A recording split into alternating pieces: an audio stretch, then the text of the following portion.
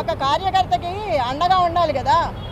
మరి అందరి కార్యకర్తలకి భయపెట్టిన వాళ్ళ దగ్గరికి వెళ్ళి ధైర్యం చెప్పి అండగా నిలబడి కార్యకర్తల కోసం మాట్లాడిన దాన్ని కూడా తప్పుగా తీసుకున్నారు. దాన్ని కూడా భూతద్దంలో చూపించారు. ఒక మహిళని ఇలా చేయడం ఫస్ట్ టైం మీరు చూస్తున్నారుగా. ఒక మహిళ మీద ఇలా చేయటం, దీన్ని గెలుపండ్రు.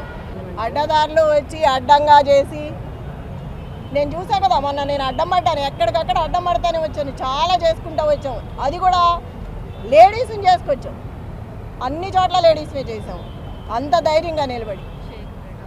షేక్పేట లలిత గారు, యూసఫ్ కూడా బోరుబండ మొత్తం నేను. నువ్వెక్కడ? తన్నారు, రక్తాలు గారేటట్టు గుద్దారు, ఇష్టం వచ్చినట్టు చేశారు. దీన్నైతే గెలుపన్రు. చివరికి నేను చెప్పేది ఏంటంటే, నైతికంగా నేనే గెలిచాను. నా భర్తకు వచ్చిందే వచ్చింది. ఇప్పుడు అక్కడ ఏది ఎంఐఎం 4-5 పార్టీలు నిలబడితేనే నా భర్తకి 16,000 చిల్లర వచ్చింది.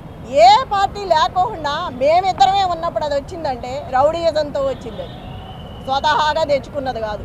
నైతికంగా నేనే గెలిచాను. రౌడీయిజం గెలిచింది అనేది నాకు సంబంధం లేదు. అది గెలిపే కాదు, అసలుకి